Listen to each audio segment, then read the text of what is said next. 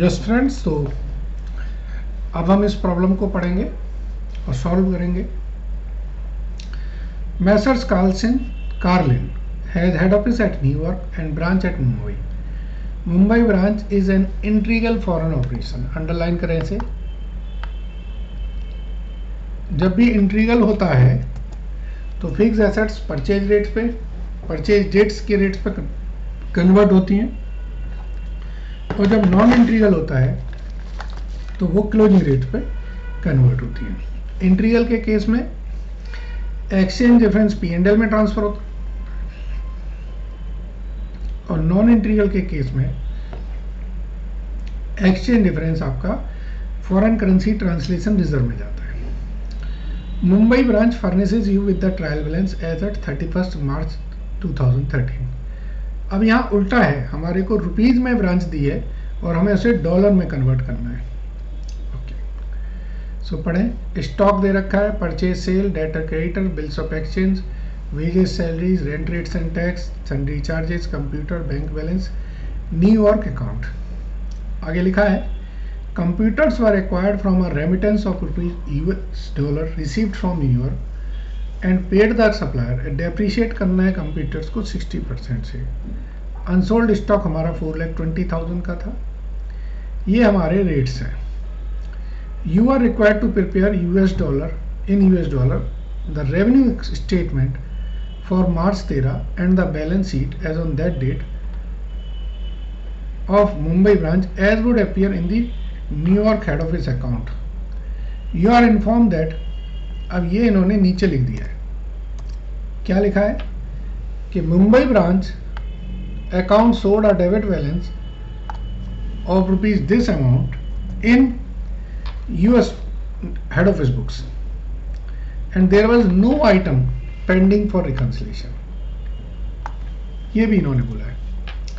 इसका मतलब है कि जो हमारे यहाँ हेड ऑफिस में 1620,000 की फिगर है, वो उनके यहाँ पर किनके यहाँ हेड ऑफिस में 39,609.18 है। तो सबसे पहले फॉरेन ब्रांच में हमारा पहला जो स्टेप होता है वो होता है कि हम कन्वर्ट करें इस ट्रायल बैलेंस को। सो फ्रेंड्स, कन्वर्ट करते हैं। अब यहाँ उल्टा है, हमारा ट्रायल बैलेंस कन्वर्ट होना है तो हम लिखेंगे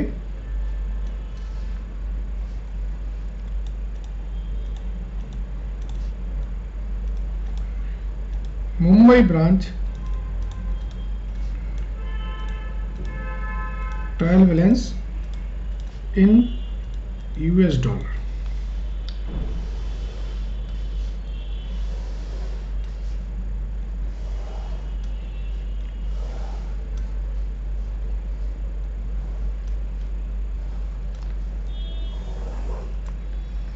ठीक है, ये डेबिट, ये क्रेडिट और फिगर है US डॉलर में। और अब हम बात करते हैं रेट की। चलिए, पहले तो सबसे पहले लाइन आइटम्स को लिख लें।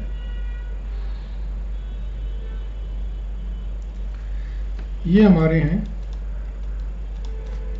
स्टॉक 1 अप्रैल 2012 को। ठीक है, फिर है हमारी परचेज और सेल, फिर है सन्ड्री, डेटर एंड क्रेडिटर, फिर है bills of exchange, wages and salaries, rent rates and tax,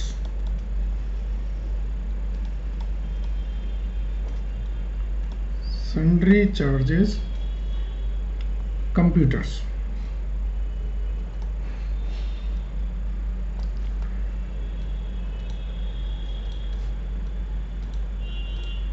bank balance, head office account. ठीक है, अब ये हमें कन्वर्ट करना है। हमारे पास जैसे मैं एक कन्वर्ट करके देता हूँ, स्टॉक दे रखा है, चलिए रेट डाल देते हैं सबसे पहले। सो ओपनिंग रेट है हमारा 40, परचेज सेल एवरेज रेट से जाएंगे, आपके balance sheet item closing rate से जाएंगे, P&L आइटम एवरेज रेट से जाएंगे। इसमें जो हमें इंफॉर्मेशन दी है उसके हिसाब से जाएगा। कंप्यूटर्स के बारे में बताया है कि आपके $6000 भेजे थे उन्होंने, उसी से हमने कंप्यूटर खरीदे। और हेड ऑफिस अकाउंट बताया था कि हेड ऑफिस की बुक्स में $39,609 शो हो रहे हैं। अब जैसे मैं ये कन्वर्ट करूं तो 300,000 था, डिवाइडेड बाई 40 करूंगा तो ये आएगा हमारा 7500। और इसी तरीके से हम सभी वैल्यूज को कन्वर्ट कर देंगे।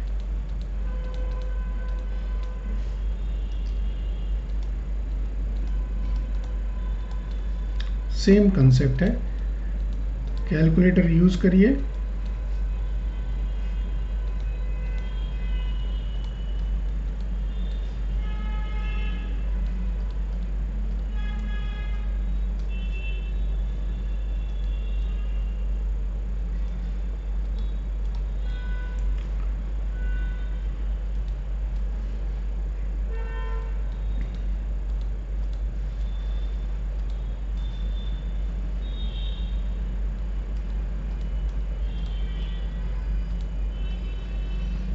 बैंक बैलेंस देखिए कितना है, बैंक बैलेंस है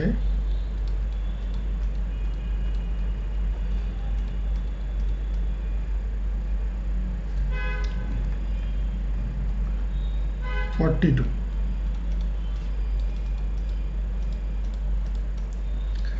$10,000। अब इसका टोटल करें तो ये 296,268.29 प्लस 7142.86 प्लस 5714.29 प्लस 3960.9.18, तो ये है 8173.472। डेबिट साइड देखें,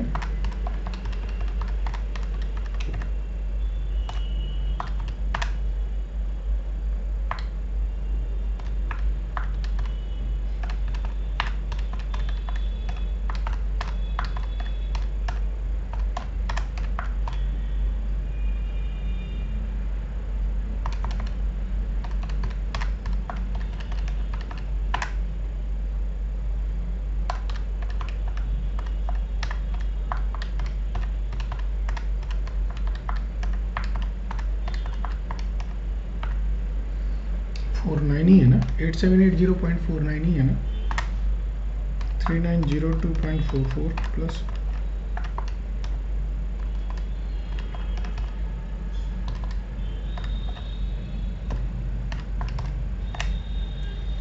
ओहो, इस क्वेश्चन में एक खास बात यह है कि इसमें एक्सचेंज डिफरेंस नील है। वाह, ऐसा नॉर्मली होता नहीं है, बट चलिए है इस क्वेश्चन में। तो ये एक याद रखने वाली बात है कि इस क्वेश्चन में एक्सचेंज डिफरेंस नहीं आ रहा है। अब आपसे क्या पूछा है इन्होंने, बस अब आपसे पूछा है कि आप बैलेंस शीट और ट्रेडिंग पीएल बना दीजिए, तो वो आप जानते हैं, इसी ट्रायल बैलेंस से ट्रेडिंग पीएल बैलेंस शीट बनाना। नेक्स्ट पेज पे बना देते हैं इसकी।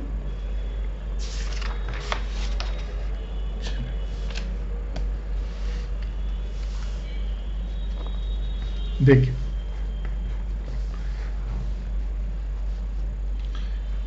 ये हमारा है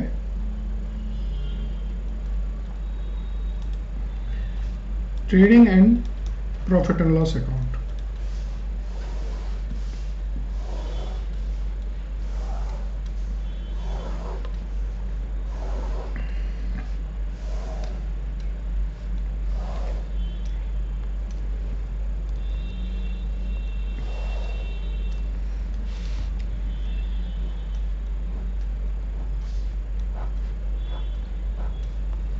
और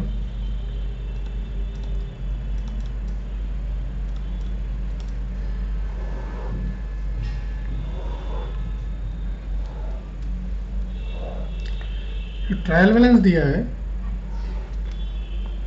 उसके बस एक एक लाइन आइटम को आप प्लेस करते जाएं। जैसे सबसे ऊपर दिया opening stock, purchase sales, debtor creditors. So opening stock आप यहाँ लिखें, ये अमाउंट है $, में। ओपनिंग स्टॉक आपका 7500। इसके बाद परचेज थी 19,512.20 और जो सेल्स थी वो 29,268.29 थी। ठीक है। इसके बाद डेटर क्रेडिटर की बात करें तो डेटर थे 9523.81 और क्रेडिटर थे, मैं कुछ नहीं कर रहा हूँ, बस ट्रायल बैलेंस को प्लेस कर रहा हूँ।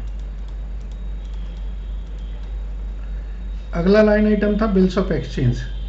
तो जो डेबिट के बिल्स ऑफ एक्सचेंज हैं वो बिल्स रिसीवेबल कहलाएंगे 2857.14 और क्रेडिट के bills of exchange bills payable कहलाएंगे 5714.29। इसके बाद है वेजेज एंड सैलरीज। तो वेजेज एंड सैलरी जो है, जो नाम ऊपर आता है उसको ही हम पहले लिखते हैं। तो ये 13658.54। ट्रायल बैलेंस मेरे पास दूसरे पेज में रखा है, वहां से मैं लिख रहा हूँ। इसके बाद रेंट रेट्स एंड टैक्स 8780.49। फिर है सन्ड्री चार्जेस,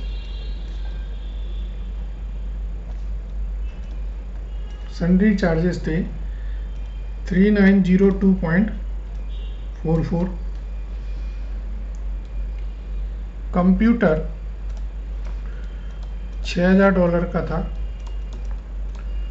इस पे इन्होंने डेप्रीशिएशन भी लगाना था @6%। तो 6% से जो डेप आएगा वो कितना आएगा?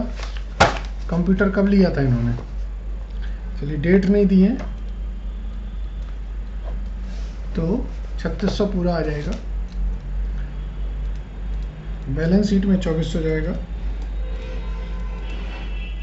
डेप्रीशिएशन ऑन कंप्यूटर, ठीक है जी। इसके बाद बैंक बैलेंस,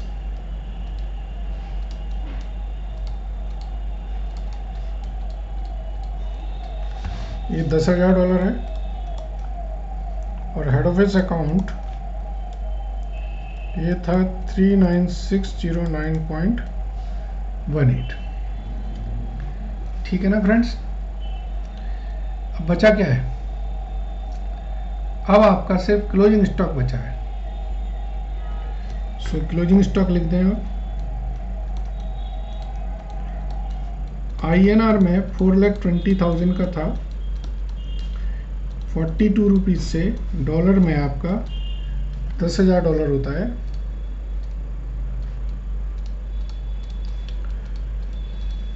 ये $10,000 है। बस अब ट्रेडिंग PL को आप देखें कि प्रॉफिट हो रहा कि लॉस। डेबिट साइड का टोटल आ रहा है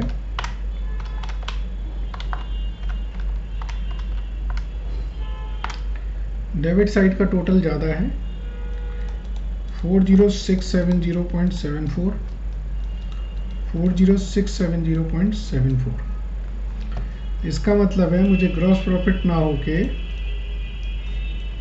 ग्रॉस लॉस मिलेगी। तो ये 1402.45 मुझे ग्रॉस लॉस आया। Gross loss brought down plus 8780.49 plus 3902.44 3600, ये 17685.38 17685.38। तो ये नेट लॉस कहाँ ट्रांसफ़र करोगे? हेड ऑफिस अकाउंट में।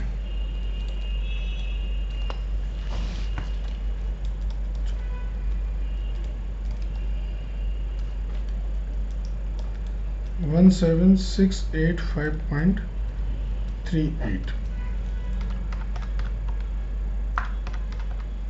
इसका बैलेंस आया 21923.80।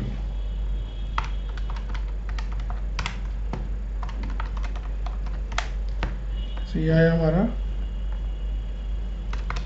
21923.8 प्लस 7142.86 प्लस 5714.29।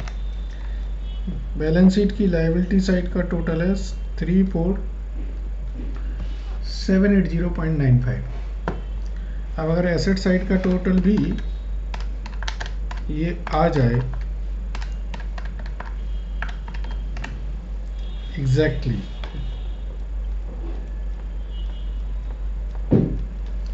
तो इसका मतलब है हमारी बैलेंस शीट टैली हो गई है। तो आप देख रहे हैं कि ये बैलेंस शीट हमारी टैली हो गई है। अब इसमें जो इसके हम काम लिखते हैं एज ऑन डेट्स वो लिख दें, एज ऑन जो भी डेट्स हैं वो लिख दें, ठीक है। और ये ब्रांच की बुक्स में है, ध्यान रखिएगा।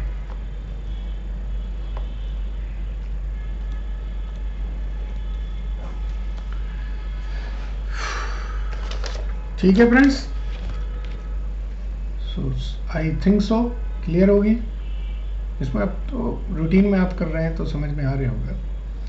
चलिए, थैंक यू वेरी मच।